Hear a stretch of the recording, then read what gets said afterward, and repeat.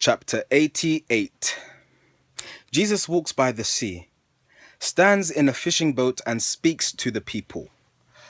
Under his direction, the fishermen secure a great catch of fish.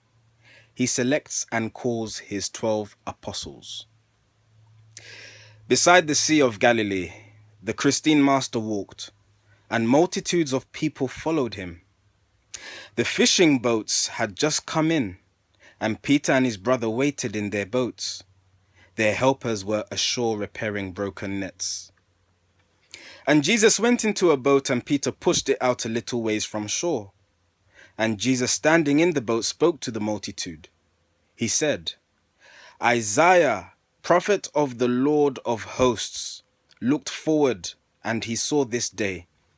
He saw the people standing by the sea, and he exclaimed, The land of Zebulun and Naphtali, land beyond the Jordan and toward the sea, the Gentile Galilee.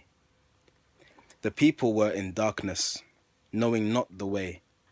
But lo, they saw the day star rise. A light streamed forth. They saw the way of life. They walked therein. And you are blessed beyond all people of the earth today, because you first may see the light and may become the children of the light. Then Jesus said to Peter, Bring your nets aboard and put out in the deep. And Peter did as Jesus bade him do. But in a faithless way, he said, This is a useless trip. There are no fish upon this shore of Galilee today. With Andrew I have toiled all night and taken naught. But Jesus saw beneath the surface of the sea. He saw a multitude of fish.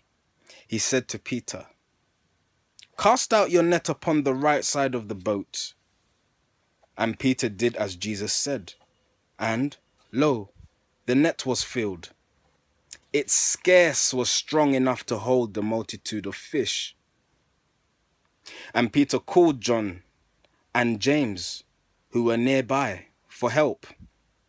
And when the net was hauled to boat, both boats were well nigh filled with fish.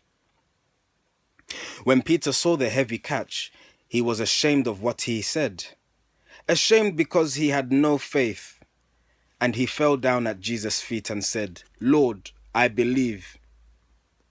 And Jesus said, Behold the catch.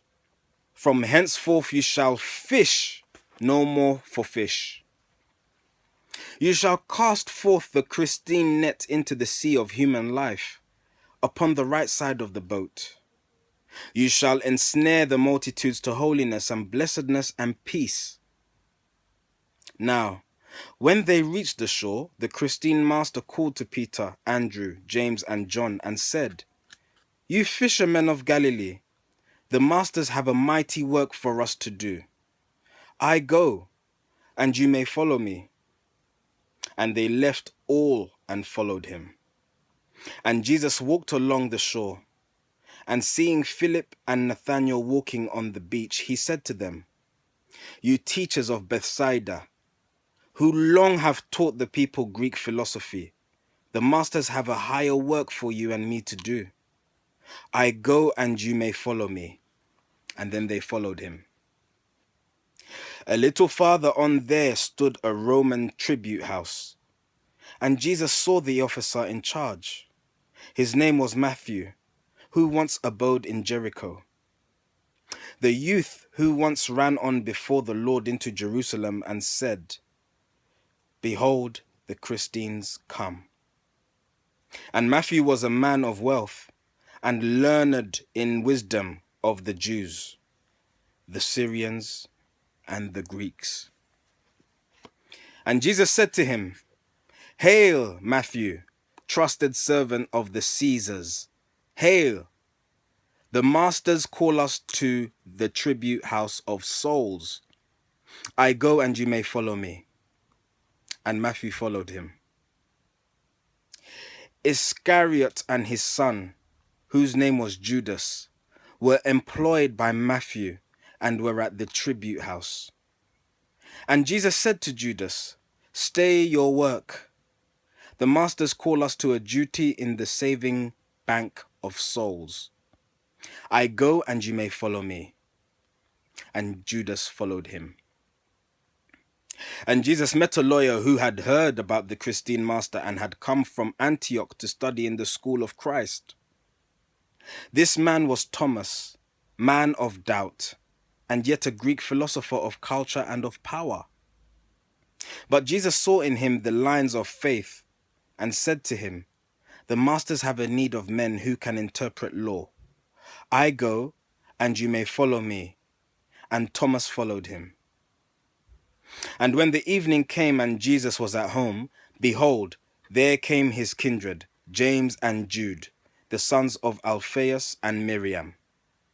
And these were men of faith, and they were carpenters of Nazareth.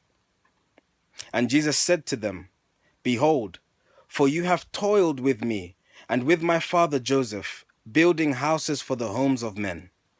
The masters call us now to aid in building homes for souls, homes built without the sound of hammer, axe, or saw. I go, and you may follow me." And James and Jude exclaimed, "Lord, we will follow you." And on the morrow, Jesus sent a message unto Simon, leader of the Zealots, a strict exponent of the Jewish law. And in the message, Jesus said, "The masters call for men to demonstrate the faith of Abraham. I go, and you may follow me." And Simon followed him.